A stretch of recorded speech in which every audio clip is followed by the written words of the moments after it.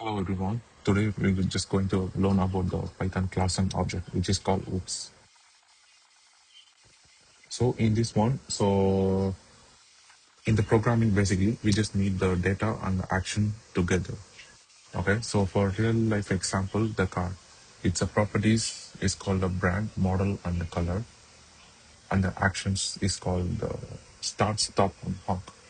So in the Python, we use the OOP concept, which use the class and object to do this work. Okay. Yeah.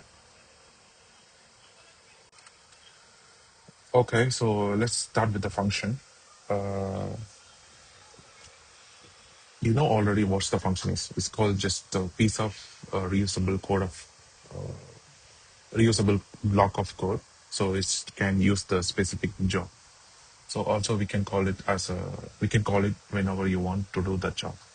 So here the def greet is the name, which means like the function name is the greet, and it's take the one parameter here. It's called the name, and it's print the greetings. If you print this function, it will give the one parameter the name. It will print like hello and your name like Alice.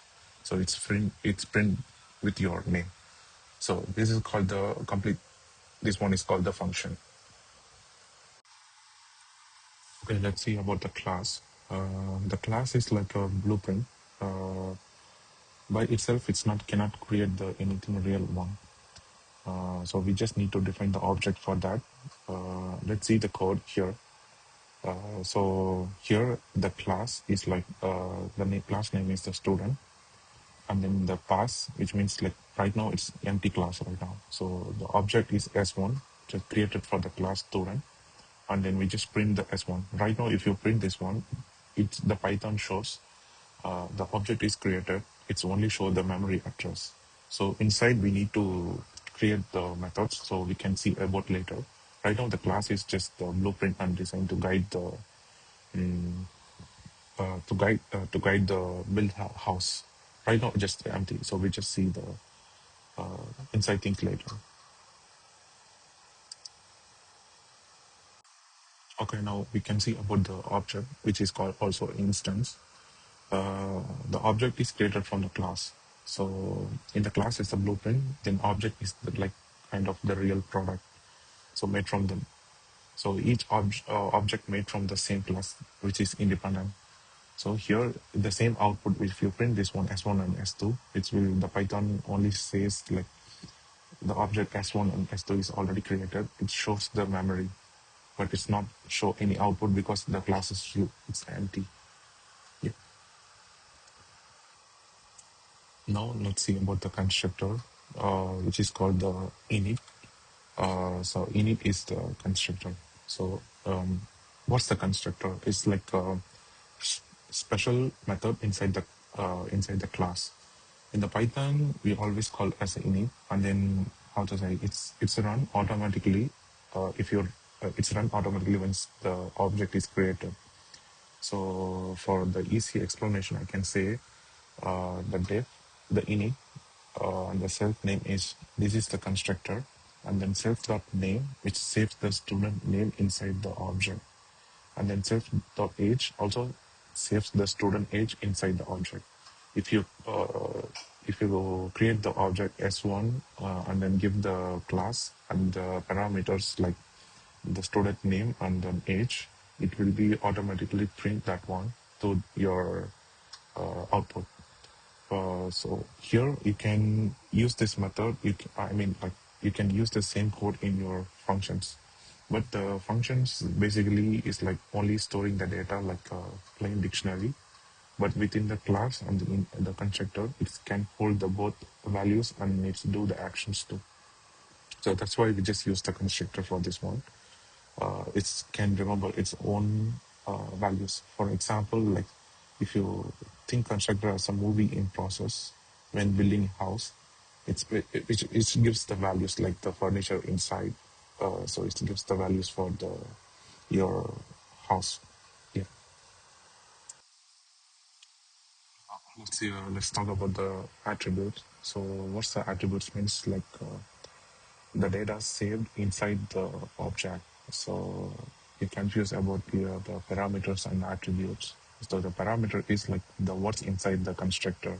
The name and age is like the inputs, so which is called the parameters, and then the self name and then self age is called the attributes. So don't confuse both. So both are the difference. Just it's saves the data inside the object. So which means like the object. So it's can the name and data. So I sorry the name and age. So this is the attributes.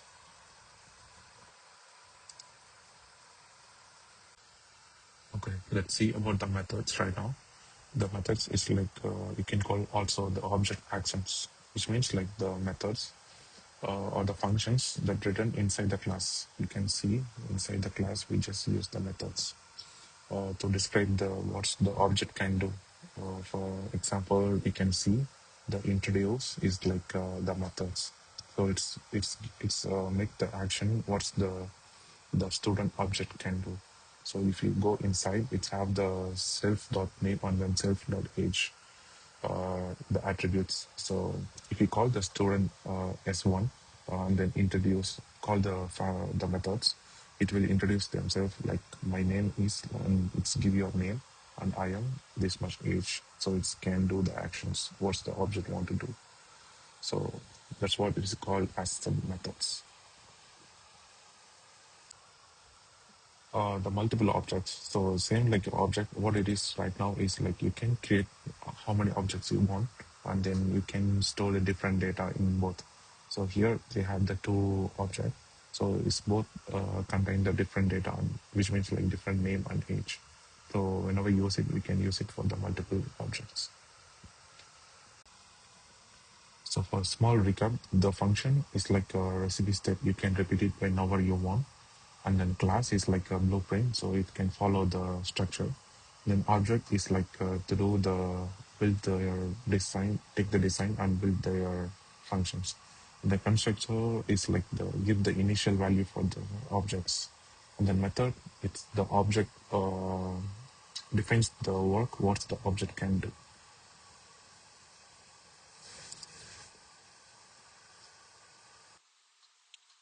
So right now, hope you understand what's the basic concept. I just make the simple concept for the class and object and the loop concept.